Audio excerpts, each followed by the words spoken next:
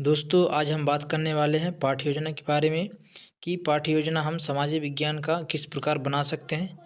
इस वीडियो में आज हम समझेंगे कि आज हम बात करने वाले हैं पाठ्य योजना के बारे में कि किस प्रकार से हम समाज विज्ञान के किसी भी टॉपिक का पाठ्य योजना किस प्रकार से बना सकते हैं और पाठ्य योजना बनाने का सबसे अच्छा तरीका क्या है। दोस्तों ये सबसे नया अपडेट है। इसी के आधार पर अगर आप किसी भी विषय का पाठ्य योजना बनाते हैं तो आपको सरलतापूर्वक समझ में आ जाएगा। दोस्तों वीडियो को बिल्कुल भी स्किप करके मत देखिएगा, क्योंकि अगर आप वीडियो को स्किप करके देखेंगे तो आपको समझ में नहीं आने वाला है। तो इस प्रकार से आपको वीडियो को लास्ट तक देखना है ताकि आपको पाठ्य योजना का पूरा विवरण आपको अच्छे से समझ में आ जाए। तो हम समझते हैं वीडियो के माध्यम से कि पाठ्य योजना कैसे बनाते हैं। तो चलते हैं अगले स्लाइड पर।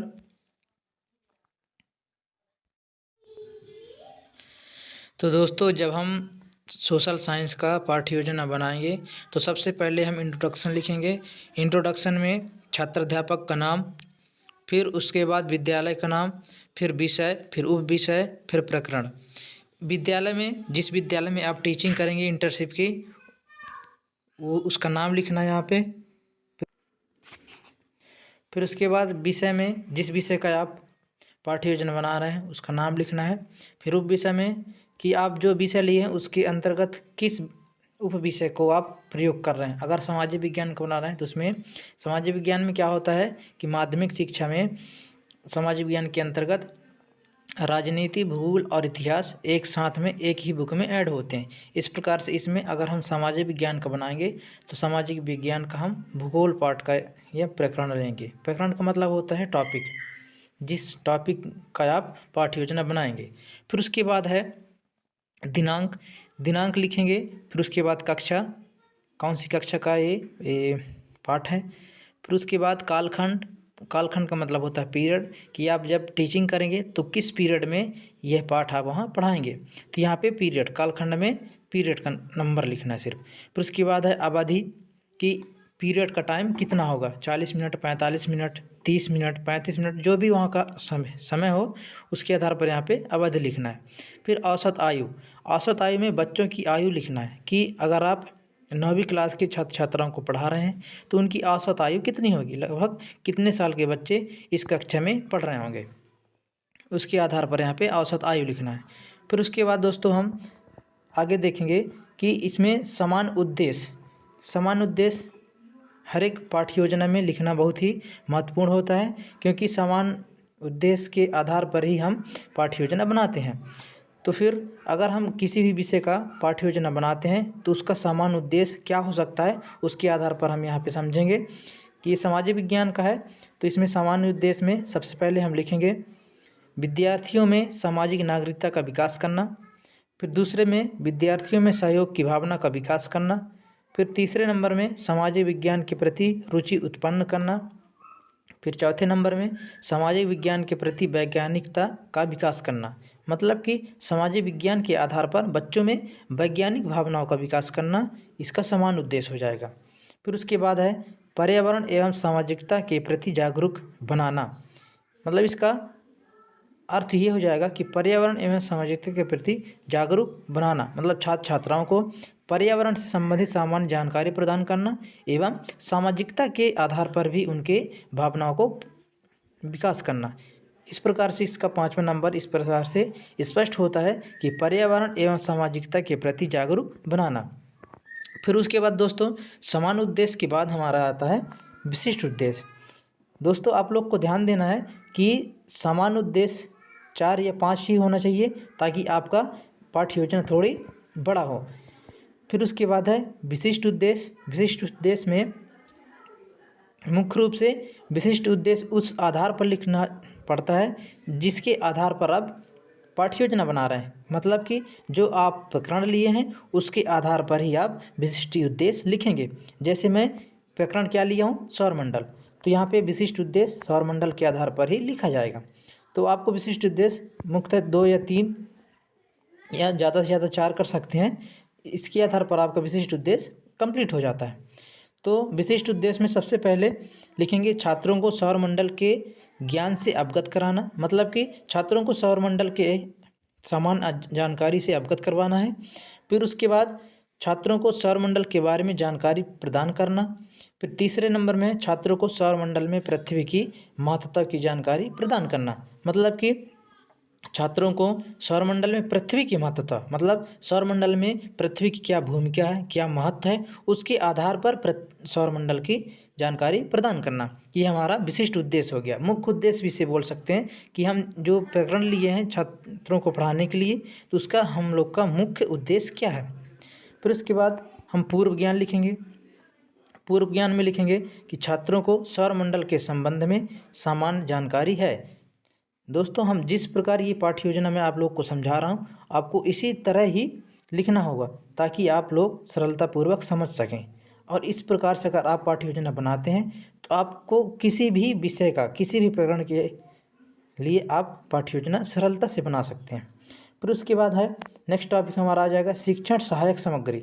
मतलब आप जब शिक्षण कार्य करेंगे तो उसमें आप कौन कौन सी सामग्री का प्रयोग करेंगे।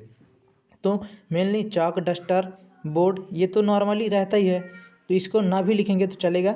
लेकिन इसके अलावा आप कौन कौन सी सामग्री का प्रयोग करते हैं उसमें आप यहाँ लिख सकते हैं। तो सबसे पहले क्या लिख दिया मैं, चार्ट, बैनर और मॉडल। आप बैनर का भी प्रयोग कर सकते हैं, चार्ट का भी प्रयोग कर सकते हैं, मॉडल का भी प्रयोग कर सकते हैं। इसके आधार पर दोस्तों आप लोग से मेरी विनती है कि आप वीडियो को स्किप करके बिल्कुल भी मत देखिएगा, क्योंकि आप अगर 1 मिनट भी आप स्किप करके देख लिए तो जो पॉइंट आप स्किप करके देखेंगे तो आपको समझ में नहीं आएगा। इसलिए आपको वीडियो लास्ट तक देखना है ताकि आपको पाठ्य योजना बनाने का ये सबसे अच्छा उपाय आप लोगों को समझ में आ सके। फिर इसके बाद हम अगले पेज पर चलते हैं, जिसमें हम लोग का क्या रहेगा, प्रस्तावना प्रश्न रहेगा। इसमें प्रस्तावना प्रश्न में एक टेबल बनती है जिसमें क्रमांक रहता है सबसे पहले, फिर उसके बाद छात्र अध्यापक प्रश्न, फिर उसके बाद संभावित उत्तर। छात्र अध्यापक प्रश्न में यह लिखा जाता है कि जब छात्र अध्यापक पढ़ाएगा कक्षा में जाके तो पढ़ाने से पहले कौन कौन से सवाल बच्चों से कर सकता है टॉपिक से संबंधित। इस प्रकार से प्रस्तावना प्रश्न इसमें लिखे जाते हैं। तो सबसे पहले जैसे हम पूछ सकते हैं कि विटामिन डी पाने का सबसे अच्छा स्रोत कौन है, तो संभावित उत्तर क्या रहेगा इसमें, मतलब कि संभावित उत्तर का मतलब है कि छात्राएं इस प्रश्न का उत्तर किस आधार पर दे सकते हैं, किस प्रकार दे सकते हैं। तो उत्तर क्या रहेगा, विटामिन डी का स्रोत सूर्य की किरणें हैं। ये पहला उत्तर कंप्लीट हो गया। फिर इसी उत्तर के आधार पर ही दूसरा प्रश्न हम लोग को बनाना पड़ता है। तो दूसरे नंबर का प्रश्न हो जाएगा, सूर्य के चारों ओर चक्कर लगाने वाले पिंडों को क्या कहते हैं। तो फिर छात्र उत्तर देंगे, सूर्य के चारों ओर चक्कर लगाने वाले पिंडों को ग्रह कहते हैं। फिर तीसरे नंबर में प्रश्न आएगा कि जीवन जीने के लिए किस ग्रह में रहना संभव। तो बच्चे उत्तर देंगे कि जीवन जीने के लिए पृथ्वी में रहना संभव है। दोस्तों आप लोग को ध्यान देना है कि इसमें जो प्रश्न है, प्रश्न का पूरा उत्तर ही इसमें लिखें। छोटा अगर एक शब्द का उत्तर आप लिखेंगे तो आपका यहाँ पे गलत हो सकता है। फिर चौथे नंबर पे है, पृथ्वी के चारों ओर चक्कर लगाने वाला उपग्रह का नाम क्या है। फिर इसका उत्तर होगा, पृथ्वी के चारों ओर चक्कर लगाने वाला उपग्रह चंद्रमा है। फिर इसका 5वां प्रश्न आएगा, सूर्य, पृथ्वी तथा सूर्य के अन्य ग्रहों के समूह को क्या कहते हैं। तो जब आप ऐसा प्रश्न पूछेंगे बच्चों से तो बच्चों को इस प्रश्न का जवाब नहीं मालूम रहेगा तो शांत रहेंगे। इस प्रकार से आपको यहाँ पे पता चल जाएगा कि ये इनके लिए समस्यात्मक प्रश्न है, मतलब कि इस प्रश्न का उत्तर इन लोग को नहीं पता है। तो यहीं पे आपका प्रस्तावना प्रश्न समाप्त हो जाएगा। दोस्तों आप लोग को हमेशा यह बात का ध्यान देना है कि जब भी आप प्रस्तावना प्रश्न का टेबल बनाएंगे तो उसमें आप सरल से कठिन की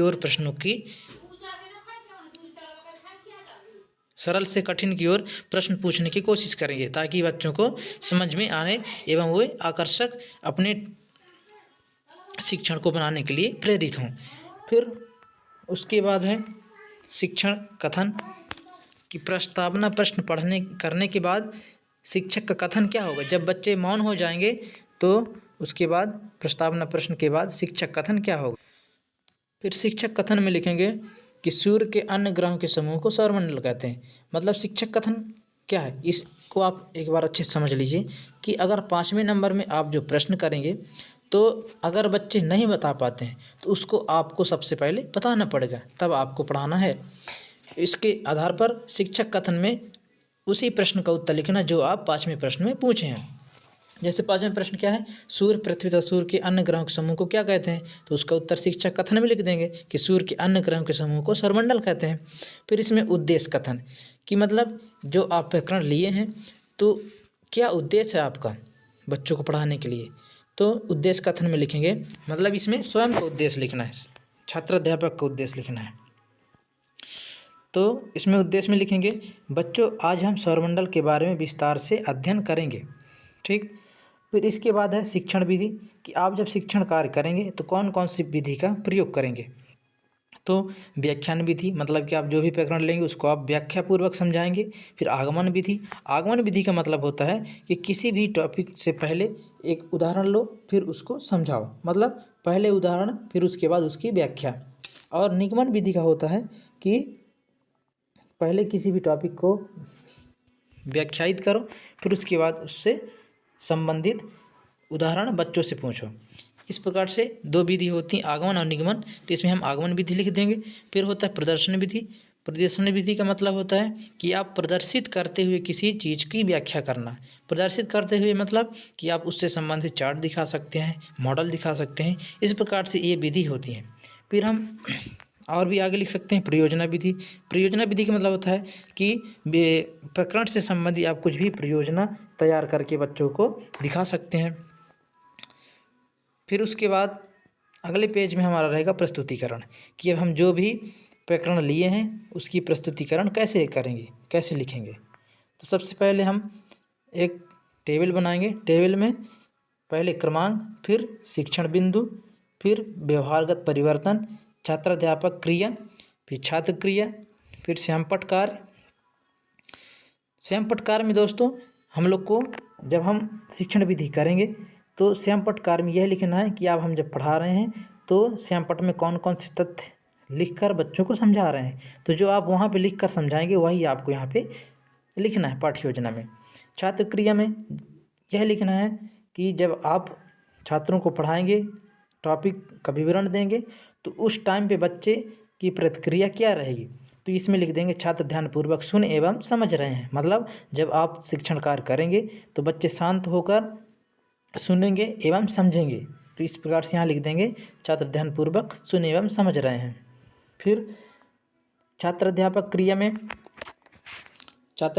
में हम जिस भी प्रकरण को लिए हैं उसका क्या विवरण है, शुरू से परिचय, तो जो हम बच्चों को समझाएंगे वही यहाँ पे लिखना है। जैसे सौरमंडल का है तो सौरमंडल के आधार पर जो आप जानकारी देंगे वो आपको यहाँ पे लिखना है। फिर व्यवहारगत परिवर्तन, व्यवहारगत परिवर्तन में कि आप जब जिस भी टॉपिक को कंप्लीट करेंगे उसके आधार पर आप पर और बच्चों पर क्या परिवर्तन होगा उसको यहाँ पे लिखेंगे। जैसे मैं लिखूँ सौरमंडल से संबंधित जानकारी प्राप्त हो गई है, इसको हमेशा भविष्य काल में लिखना होता है। ठीक, फिर उसके बाद शिक्षण बिंदु में जब हम फर्स्ट टॉपिक लेंगे सौरमंडल का परिचय, तो इस प्रकार शिक्षण बिंदु रहेगी। फिर उसके बाद दूसरा शिक्षण बिंदु हो जाएगा सौरमंडल में ग्रह। इस प्रकार से ग्रह के बारे में बता देंगे कौन कौन से ग्रह हैं, और श्यामपट्ट कार्य में एक अच्छा डायग्राम के माध्यम से आप सौरमंडल के ग्रह जितने भी उनको डायग्राम के आधार पर समझा भी सकते हैं। फिर उसके बाद है बोधगम्य प्रश्न। लास्ट में बोधगम्य प्रश्न लिखना आपको सबसे ज़रूरी होता है कि मतलब आप जो टॉपिक लिए हैं आप समझाए हैं उसके आधार पर कौन कौन से प्रश्न आप पूछ सकते हैं। फिर इसके बाद है पुनरावृत्ति प्रश्न। पुनरावृत्ति प्रश्न में पहले 5 प्रश्न आप एक अंक वाले पूछ सकते हैं। फिर अभ्यास कार्य में सबसे पहले रिक्त स्थान की पूर्ति में हमेशा ऑप्शनल देना है। फिर उसके बाद कॉलम का मिलान या सही जोड़ी के मिलान करें। इस प्रकार से आप 5 प्रश्न इसके तैयार कर सकते हैं। फिर लास्ट में आपको गृह कार्य देना है बच्चों को कि एक ऐसा प्रश्न आपको देखना है प्रकरण से संबंधित जिसका वे अपने आधार पर उत्तर लिख सकें। फिर उसके बाद लास्ट में छात्र अध्यापक हस्ताक्षर, फिर मार्गदर्शक हस्ताक्षर, फिर पर्यवेक्षक हस्ताक्षर। फिर इसके बाद आपका पाठ्य योजना समाप्त होता है। इस प्रकार आप बहुत ही अच्छे तरीके से किसी भी विषय का, किसी भी प्रकरण के आधार पर आप अच्छा पाठ्य योजना एवं आकर्षक पाठ्य योजना बना सकते हैं। अगर आप इस वीडियो के माध्यम से पाठ्य योजना बनाना सीख जाएंगे तो किसी भी विषय पर आप एक अच्छा पाठ्य योजना बना सकते हैं। दोस्तों, अगर आप लोगों को इस वीडियो के माध्यम से पाठ्य योजना बनाना सीख लिए हैं, आपको अगर वीडियो पसंद आई हो तो चैनल को सब्सक्राइब कर दीजिए और लाइक कर दीजिए और एक प्यारा सा कमेंट लिख दीजिए कि आपको इस पाठ्य योजना में क्या क्या समझ में आया है, और इसके आधार पर आप और भी अपने कमेंट कर सकते हैं। धन्यवाद।